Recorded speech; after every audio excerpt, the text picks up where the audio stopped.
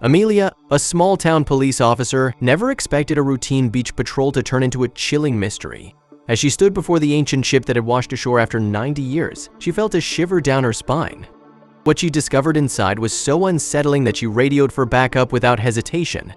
She knew that she had to call for reinforcements. The exterior had been weathered down by the elements. The thing was covered with rust, barnacles, seaweed, and other things that belonged to the ocean. The hull looked terrible. The faded nameplate only showed a singular word, the others long faded. Neptune was a good name for a ship named after the god of the sea. In less than 5 minutes, Amelia heard the distant sound of a vehicle grow louder. Marcus' familiar patrol SUV pulled up. After parking, the door swung open, revealing a concerned-looking Marcus.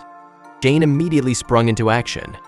"All right, team, let's approach this systemically." The team of 4 truly had no clue what horrors this ship had in store for them.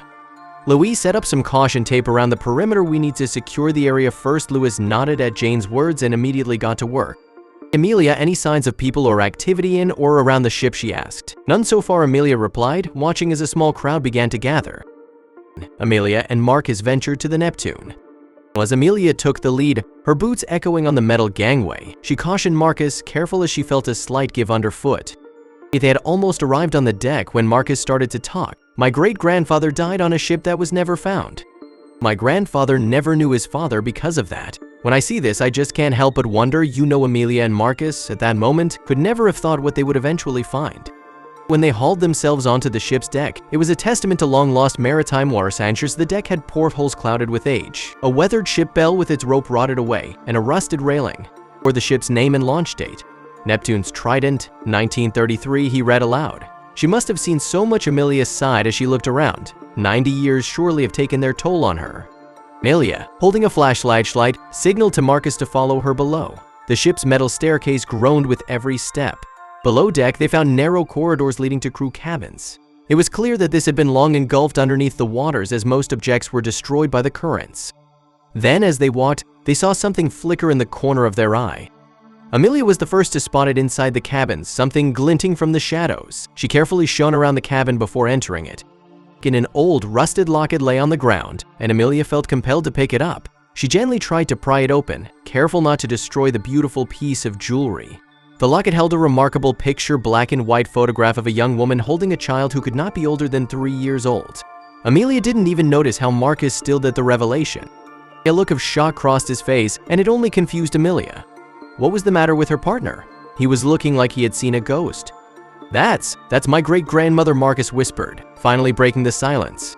Amelia's eyes widened at this. "That is certainly a revelation. Then this must be the ship that left our town's port 90 years ago, the one on which your great-grandfather worked." Marcus nodded at this as Amelia gave him the locket. It was only a small find and something the feeling in her underbelly had pushed her toward. Amelia and Marcus, shocked by the discovery of Marcus's great-grandmother's locket aboard the Neptune's Trident, were left with more questions than answers. How had the ship returned after 90 years, and what happened to its crew? As they delved deeper into the vessel, the atmosphere grew more oppressive. They uncovered the ship's log, detailing strange occurrences leading up to its disappearance. The final entry hinted at an ominous force pulling the ship into the abyss. As they read, a cold wind swept through the cabin, and they realized they weren't alone. Amelia and Marcus, unsettled by the discovery of Marcus's great-grandmother's locket, continued to explore the ship's eerie interior.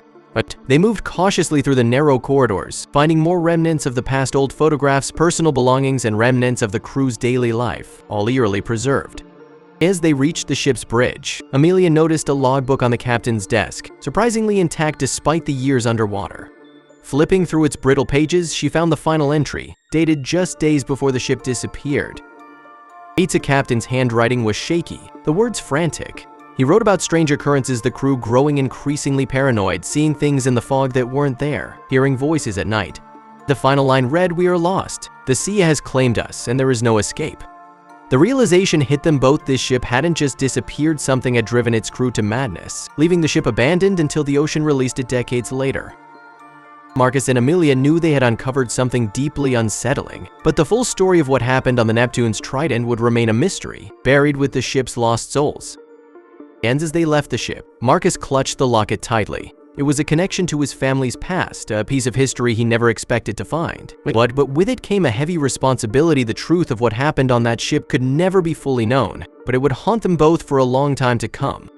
As Amelia and Marcus stood on the shore, they watched as the Neptune's trident, now a crime scene and a relic of their town's history, was carefully secured by the authorities. The mystery of what had happened to the ship and its crew might never be fully uncovered, but the discovery had given Marcus a connection to his past that he never expected. Holding the locket tightly, he knew that some questions would remain unanswered, but the ghosts of the past had finally surfaced, allowing them a measure of peace.